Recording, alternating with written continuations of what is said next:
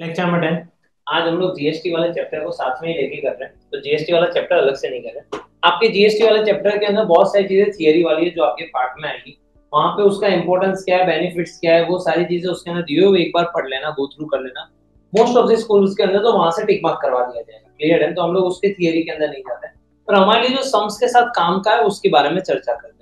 देखो, टैक्स जो होता है ना, वो कोई भी कंट्री के अंदर दो प्रकार के होते हैं। एक होता है डायरेक्ट टैक्स, दूसरे होते हैं इनडायरेक्ट टैक्स। डायरेक्ट टैक्स वो टैक्स होते हैं जो आप ही पैसा भरते हो, मतलब आपकी जेब से ही जाता है और आप ही देने के लिए भी जाते हो। समझाता हूँ, जैसे मेरी सैलरी हुई तो मुझे टैक्स भरना है, वो मेरी जॉब है, और मैं ही इनकम टैक्स के सामने जाके बोलूंगा कि भाई मेरा टैक्स ले लो, ये लो मेरा पैसा। तो पैसा मेरी जेब से जा रहा है और देने भी कौन जा रहा है? मैं ही जा रहा हूँ। इनडायरेक्ट टैक्स, जिसका पैसा मेरी जेब से जा रहा है पर मैं देने जाता नहीं। जैसे कि मैंने पीवीआर में गया, पीवीआर वाले के पास गया, बोला भाई 200 रुपए की टिकट है, 50 रुपए टैक्स लगेगा। तो मैंने ठीक है, तो मैंने उन लोगों को जेब में से 250 रुपए दे दी। अब मेरे भी आप पैसा मेरा था 50 रुपए, तो मेरे भी आप पे कौन पैसा देने जाएगा? पीवीआर देने जाएगा। तो इसे इनडायरेक्ट टैक्स बोला जाता है। उसे क्या बोला जाता है? Indirect tax. क्लियर है? इनडायरेक्ट टैक्स के पहले, बहुत पहले, जीएसटी के पहले बहुत सारे टैक्सेस हुआ करते थे। अब इन लोग को मिक्स करके क्या कर दिया गया? एक टैक्स बना दिया जिसे बोला जाए गुड्स एंड सर्विस टैक्स। और गुड्स एंड सर्विस टैक्स, ये जो टैक्स है, वो होता क्या है कि नॉर्मली जो है ना, टैक्स लिया इसलिए जाता है कि देश चल पाए, क्योंकि बहुत सारे खर्चे होते हैं, तो देश को भी क्या चाहिए? इनकम चाहिए। अब ये इनकम के ऊपर देश चल सकता है। अब देश को भी पैसों की जरूरत है और आपके स्टेट को भी पैसे की जरूरत है। तो था यूं कि जीएसटी के पहले है ना, स्टेट गवर्नमेंट अपना टैक्स लगाती थी, सेंट्रल गवर्नमेंट अपना टैक्स लगाती थी, क्योंकि मेन सरकार को भी पैसा चाहिए और जिस राज्य में आप रह रहे हो उनको भी पैसा चाहिए। तो बिजनेसमैन सारे बहुत परेशान। इन लोगों ने बोला साला हम कितना टैक्स दे, इसको भी दे उसको भी दे। तो गवर्नमेंट ने क्या किया? छोटे मोटे सारे टैक्सेस हटा के एक ही टैक्स बना दिया, जीएसटी। अब अगर मान लो उन लोग ने ऐसा सौदा किया कि भाई जो भी जीएसटी का आएगा वो आधा आधा बांट लेंगे, वो क्या कर लेंगे? आधा। तो बिजनेसमैन को एक टैक्स भरना है और वो टैक्स का पैसा जैसे ही देगा तो वो लोग आधा आधा कर लेंगे, जिसको नाम दे दिया गया सीजीएसटी। सीजीएसटी का मतलब है सेंट्रल जीएसटी। क्लियर है? Central GST. और एसजीएसटी मतलब स्टेट जीएसटी।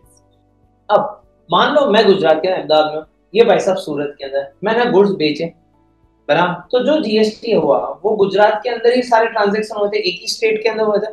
तो जो भी टैक्स जाएगा उसमें आधा हिस्सा गुजरात का होगा, आधा हिस्सा सेंटर का होगा। पर पंगा तब फंसा जब मैंने गुड्स यहां से किसी पंजाब वाले को बेचा। तो गुजरात वाला बोले मुझे टैक्स दो, पंजाब वाला बोले मुझे टैक्स दो। तो उस केस में सेंट्रल गवर्नमेंट ने ये कर दिया कि ना तो गुजरात को मिलेगा ना तो पंजाब को मिलेगा। वहां पे उन लोगों ने डाल दिया आईजीएसटी। आईजीएसटी का मतलब होता है इंटीग्रेटेड जीएसटी। आईजीएसटी का मतलब क्या होता है?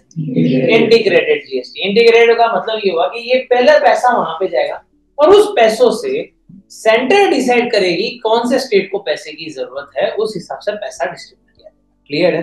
तो अगर गुजरात के बाहर अगर कुछ ट्रांजेक्शन हो रहा है, गुजरात के बाहर मतलब आप जहां से हो और उसके स्टेट के बाहर अगर कर रहे हो तो आईजीएसटी। गुजरात ने मत याद रखना, अगर आप महाराष्ट्र से बिलोंग कर रहे हो और महाराष्ट्र के बाहर अगर कोई भी ट्रांजेक्शन हो रहा है, स्टेट के बाहर जा रहा है, तो आईजीएसटी। स्टेट के अंदर ही काम हो रहा है तो उसे सीजीएसटी और एसजीएसटी। क्लियर है? अब इसमें दो तरीके के होते हैं। अगर आप चीज कुछ खरीदते हो, एसेट या तो गुड्स, बराबर, या तो आपका परचेज रिटर्न होता है या तो आपका एक्सपेंस होता है, तो इनपुट लगता है। तो क्या लगता है? इनपुट लगता है। क्लियर है? इनपुट सीजीएसटी, इनपुट एसजीएसटी, या तो इनपुट आईजीएसटी। अगर आप कुछ बेच रहे हो, गुड्स या तो फिर असेट, या तो आपने कुछ सेल्स रिटर्न किया, या तो कोई इनकम आया, या तो कोई क्या है? इनकम। तो उस केस के अंदर आउटपुट लगता है। उस केस में क्या लगता है? आउटपुट। ये दो चीजें आपके पास अभी जो मैंने लिखवा के रखी है वो रखना। क्लियर है? मैं लिखने को लास्ट में दूंगा, तब तक के लिए सम देखते वक्त इसको देखेंगे तो धीरे धीरे समझ आए। पहले 5 सम खाली समझो, धीरे धीरे समझ जाओगे कि एंट्री कैसे होती है। हमारा मेजर पर्पस ऐसा है, अकाउंटिंग पर्सन हमारा मेजर पर, हम लोग अकाउंटिंग कैसे करेंगे वो देखना है। क्लियर है? हेलो एवरीवन, आप सबके लिए एक मेगा अनाउंसमेंट। हम लोगों ने आपकी स्टडीज़ का जो सफ़र है वो और एंगेजिंग हो और इफेक्टिव हो, उसके लिए एक प्रोडक्ट लॉन्च की है।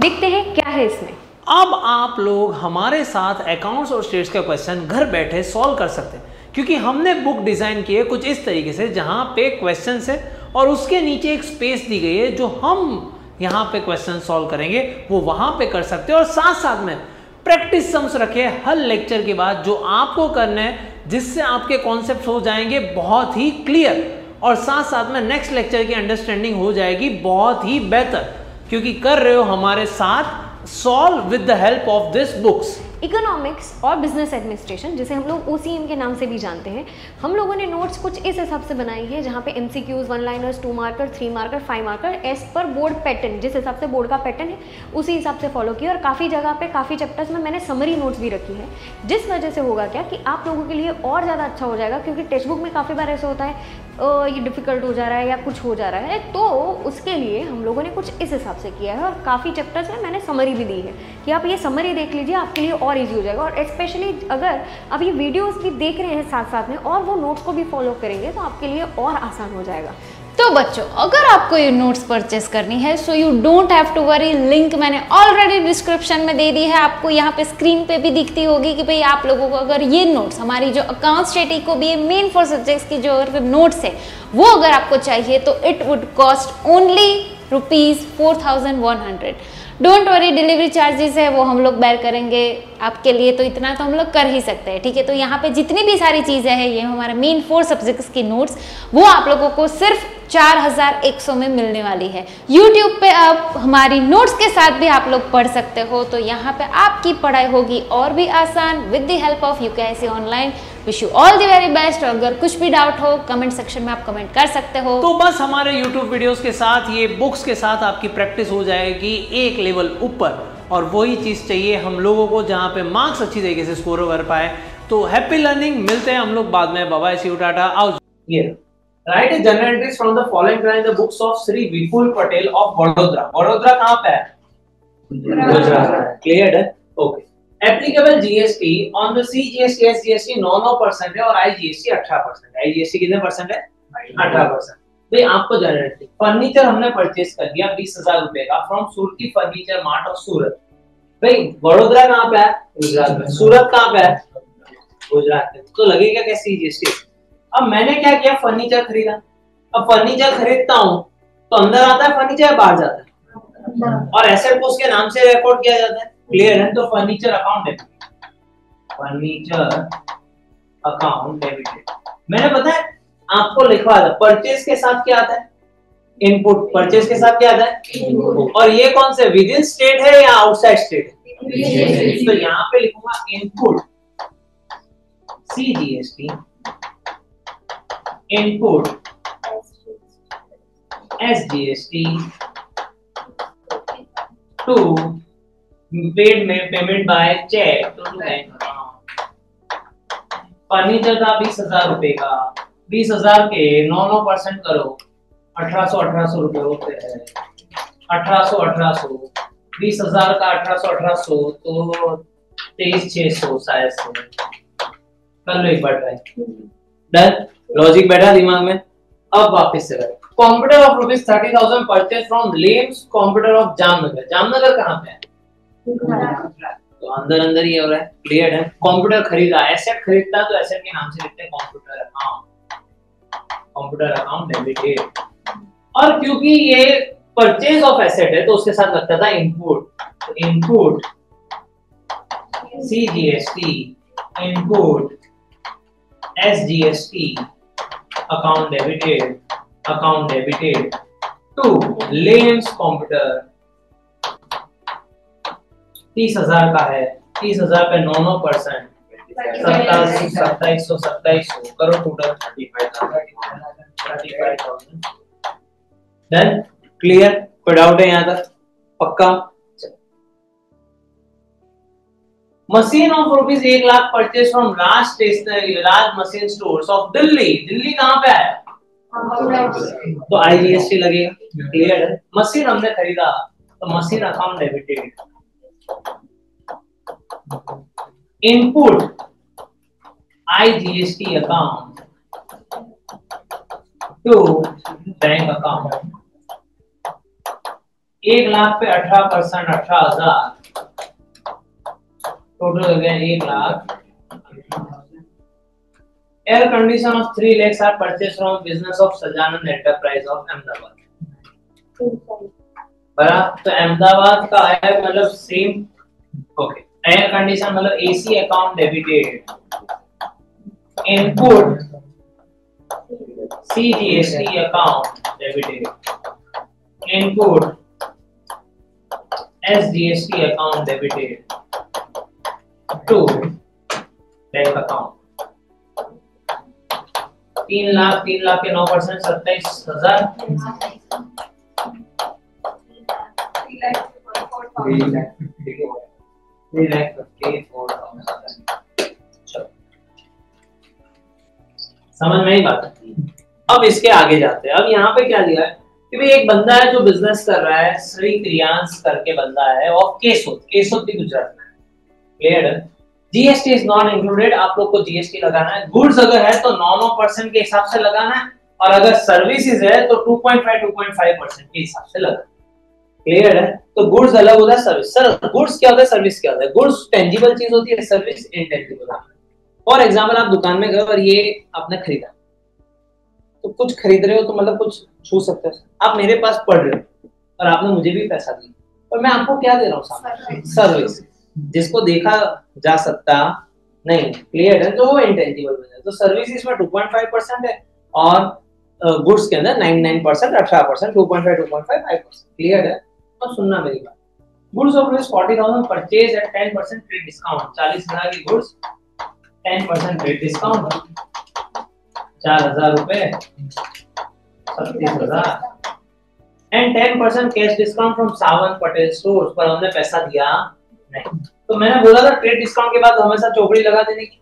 अब इसके बाद हमने गुड्स परचेज किए तो परचेज अकाउंट डेबिटेड और सूरत से ही किया हुआ है तो input CGST, input SGST to Sawant Patel. 36,000 का 9%। 3240 टोटल बताऊं? 42,480। Rupees 30,000 purchase at 10% trade discount from Ayush Shah of Amravati Maharashtra. Maharashtra बाहर हो गए, IGST आएगा। ओके, हमने क्या किया है? परचेज किया है 30,000 के गुड्स, 10% ट्रेड डिस्काउंट, 3,000 रुपए कौन सा? 27,000। अब हम लोग क्या करेंगे यहाँ पे? भाई हम लोग करेंगे purchase account debited, input IGST account debited to Ayush. नहीं, payment was made by cheque. भाई पेमेंट तो कर दिया हमने भाई। 27,000 उसके ऊपर लगाओ 18%। 4860 प्लस इक्वल टू 3672 ना 3186। चलो, goods of rupees 50,000 sold at 10% trade discount. 50,000 का गुड्स है, उस पे 10% 5,000 of half the amount received through check। आधा पैसा आया। तो आधा पैसे की गिनती कैसे? पहले करते हमने क्या किया? सोल्ड किया हुआ तो 2 सेल्स लिख देता हूं। 45 सेल्स के साथ क्या आता है वो देखो। सेल्स के साथ क्या है? एक मिनट रुको। To sales account. अब सेल्स के साथ क्या आता था? आउटपुट। तो to output CGST to output SGST। करो अब 9% 45,000 का 9% 4050। अब टोटल कितना हो रहा है? 45,000 पे 4050 अगर ऐड करें 53,100। अब इसका आधा पैसा उसने दे दिया। आधा पैसा बोलो 53,100 का आधा 26,550। 2655। तो हमारे बैंक अकाउंट में आया होगा 26550 और बाकी का पैसा बाकी अंश के पास से, अंश अकाउंट डेबिटेड 2655। तो आप लोग जो 45,000 का आधा कर रहे थे ना, वो गलत कर रहे थे। आपको पहले जीएसटी की भी अमाउंट लेनी पड़े, तो पहले सेल्स लिखो, सेल्स के साथ कौन चिपक जाता है, आउटपुट चिपक जाता है। तो वो सेम, अगर आपने पूरी पैटर्न देखा तो पैटर्न देखो, जहां पे परचेज लिखा उसके साथ ही जीएसटी चिपकता है, ऊपर डेबिट साइड पे लिखा था तो उसके साथ चिपक गया, सेल्स क्रेडिट था तो उसके साथ चिपक गया। क्लियर है? फिर जो टोटल अमाउंट आती है उसका आधा उसने, समझो आज मैं पीवीआर पे गया 200 रुपए की टिकट, 50 रुपए जीएसटी। पर अब पीवीआर वाला जो अंदर बंदा बैठा था वो मेरा जान पहचान का था, मैंने बोला मेरे पास आधे पैसे, तो आधे का मतलब क्या हुआ, 250 का आधा दूंगा मैं, 200 रुपए का आधा थोड़ी दूंगा, वो तो जीएसटी के साथ टोटल अमाउंट कितना हो रहा है 250, उसके आधे में दूंगा। समझ में आई बात है? क्लियर है? चलो अब हुआ क्या, तो 20,000 के गुड्स हमने सोल्ड कर दिए 10% ट्रेड डिस्काउंट, 20,000 के goods at 10% trade discount 2000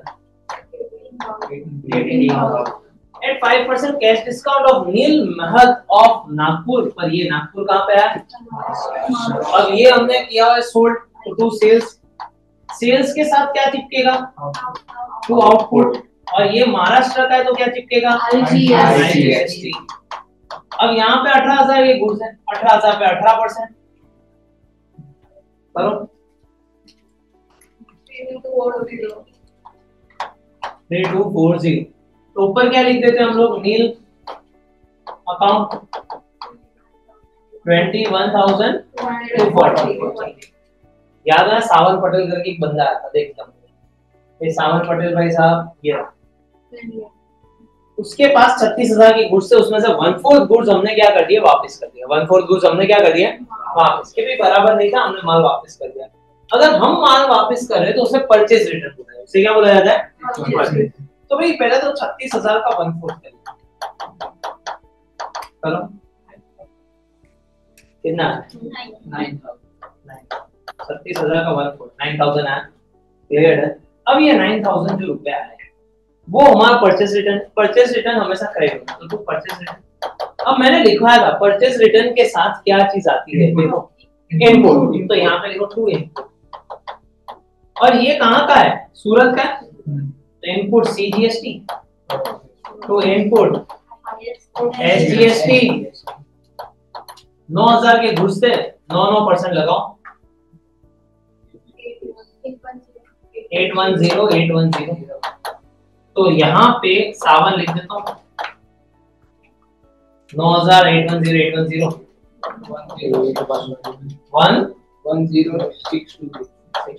done.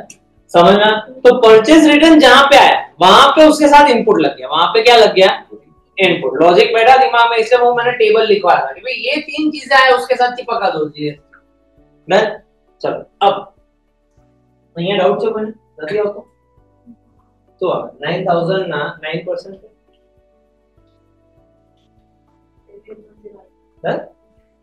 चलो 1/5 goods received from Neel Mehta of Nagpur. Nagpur मतलब महाराष्ट्र वाला, महाराष्ट्र वाले को हमने बेचा हुआ था।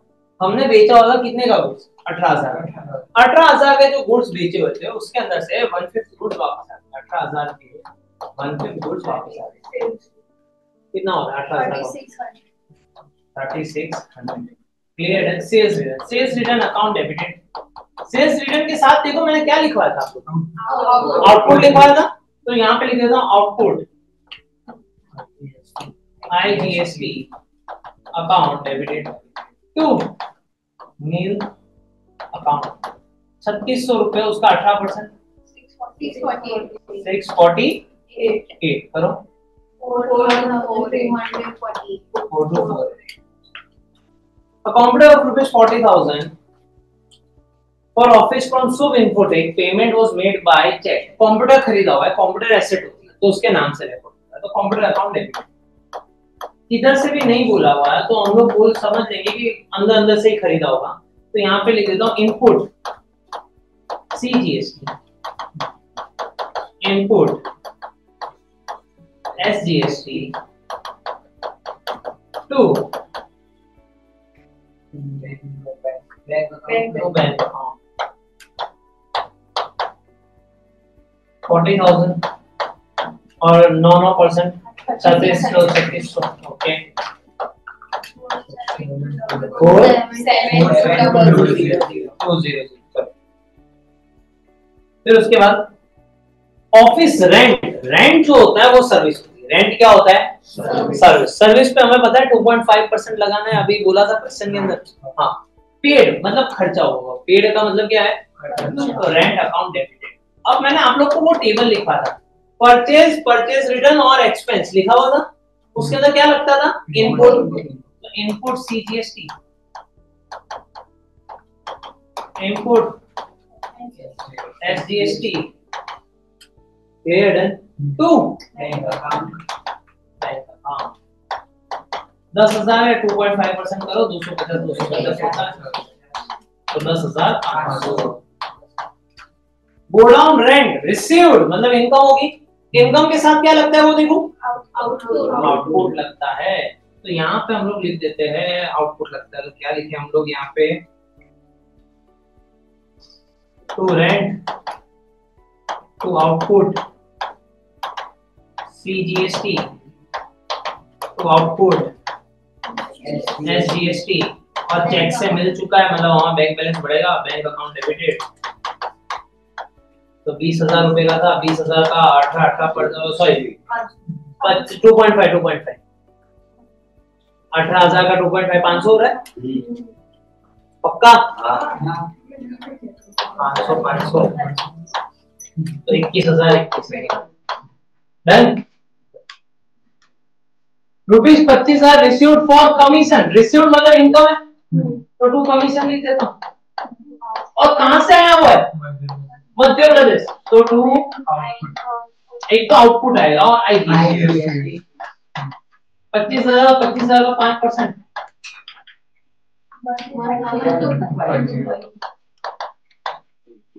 और यहाँ पे लिख देते हैं चेक बैंक 2625। खत्म हो गई हमारा होमवर्क। लिख लेना आज का होमवर्क क्या है? छोटे छोटे सम से लिख दो। एक्सरसाइज 16 17 इलस्ट्रेशन 13 14 15 और 16। इलस्ट्रेशन 13 14 15 16 एक्सरसाइज 16 और 17 डन।